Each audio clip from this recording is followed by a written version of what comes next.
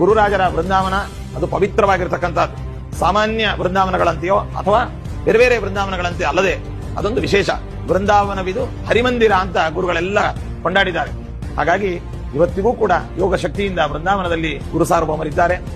ಅವರ ಮಹಿಮೆ, ಅವರ ಕೀರ್ತಿ, ಅವರ ವೈಭವ, ಅವರ ಒಂದು ಪವಾಡ ಇವನ್ನೆಲ್ಲವನ್ನು ಕೂಡ ಕಂಡು ಸಹಿಸಲಿಕ್ಕಾಗದೇ ಇರತಕ್ಕಂತಹ ಕೆಲವು ಕುಹಕಿಗಳು ಬೃಂದಾವನದಲ್ಲಿ ಮೂಳೆಗಳಿದ್ದಾವೆ, ಬುರುಡೆ ಇದೆ ಅನ್ನುವಂತಹ ಬುರುಡೆ ಮಾತುಗಳನ್ನು ಆಡುವಂತಹದ್ದನ್ನ ಇವತ್ತಿಗೂ ಕೂಡ ನಾವು ಮಾಧ್ಯಮಗಳಲ್ಲಿ ನಾವು ಕಾಣ್ತೇವೆ. ಯಾಕೆ ಹೇಳಿದ್ರೆ ಸೂರ್ಯನ ಪ್ರಕಾಶ, ಅವನ ಕಾಂತಿ, ಅವನ ವೈಭವ ಇವನ್ನು ಕಂಡು ಗೂಗಿ ಏನಿದೆ ಅದನ್ನ ಸಹಿಸೋದಿಲ್ಲ. ಯಾಕೆಂತಂದ್ರೆ ಗೂಗಿ ಯಾವತ್ತೂ ಕೂಡ ಬೆಳಕನ್ನು ನೋಡೋದೇ ಇಲ್ಲ. ಹಾಗಾಗಿ ಅದು ರಾತ್ರಿಯ ವ್ಯಾಪಾರವನ್ನು ಉಳ್ಳಂತದ್ದು. ಅಂತಹ ವ್ಯಕ್ತಿಗಳು ಏನು ರಾಘವೇಂದ್ರ ಸ್ವಾಮಿಗಳವರ ಬಗ್ಗೆ, ಬೃಂದಾವನದ ಬಗ್ಗೆ ಒಂದು ಕೀಳು ದರ್ಜೆಯ ಮಾತುಗಳನ್ನ ಅಥವಾ ಮತ್ಯಾವುದೇ ಅಸೂಯ ಮಾತುಗಳನ್ನು ಆಡಿದರೆ ಅದೆಲ್ಲ ಗುರುಗಳಿಗೆ, ಇತಿಹಾಸಕ್ಕೆ, ಜೊತೆಗೆ ಅವರ ವ್ಯಕ್ತಿತ್ವಕ್ಕೆ ಒಂದು ಅಪಚಾರ ಮಾಡುವಂತಹದ್ದು. ಅಂತಹ ಯಾವುದೇ ಮಾತುಗಳಿಗೂ ಕೂಡ ಇಲ್ಲಿ ಪ್ರಾಮಾಣಿಕವಾದ ಅವಕಾಶವೂ ಇಲ್ಲ.